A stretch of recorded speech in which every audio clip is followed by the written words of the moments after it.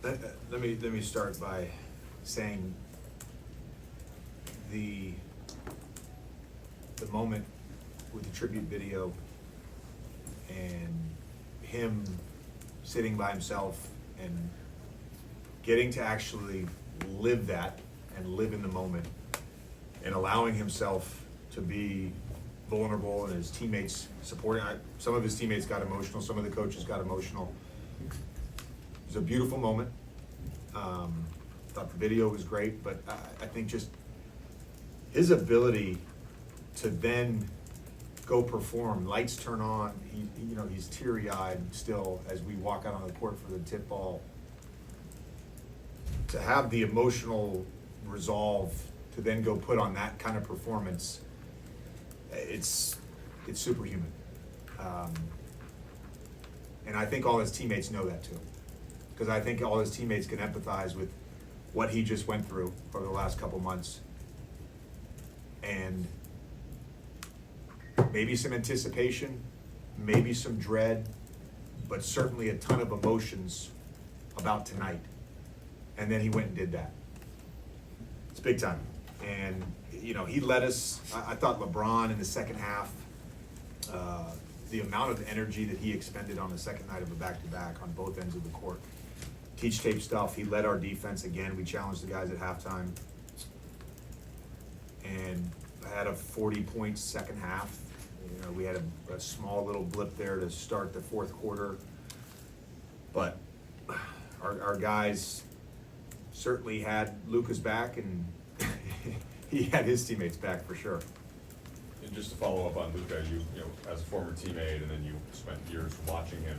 He's known to rise to big moments. I suppose it's fair to say, but to be able to do it on top of the emotional setting is that kind of a different level? Yeah, I thought he was going to get 50. Disappointed. So he let you down. Obviously, there was a lot of benefits probably for Luka moving on from this, having this, being able to put this behind him.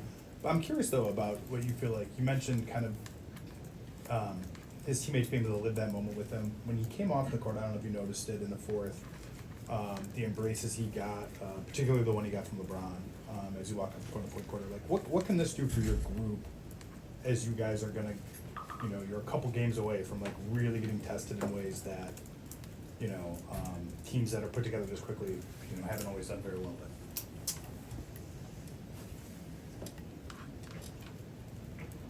It can bring you together, it can bring you closer. You never know.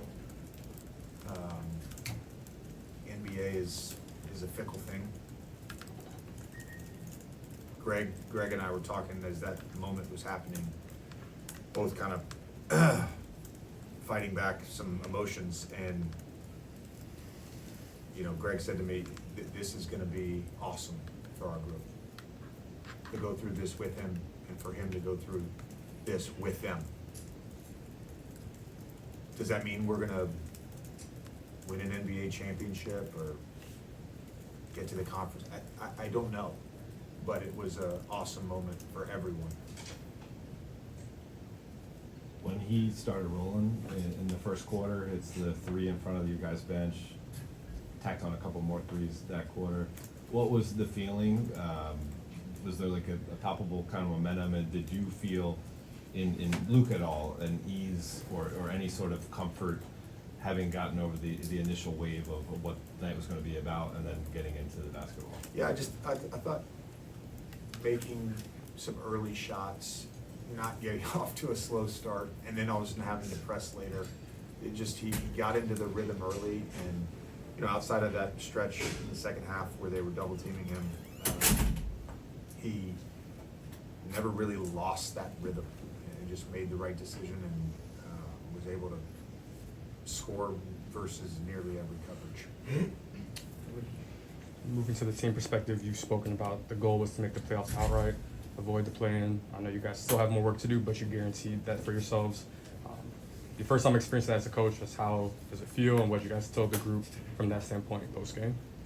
If you're able to address it after the emotion of tonight. We there's a few things that we talked about as a group, but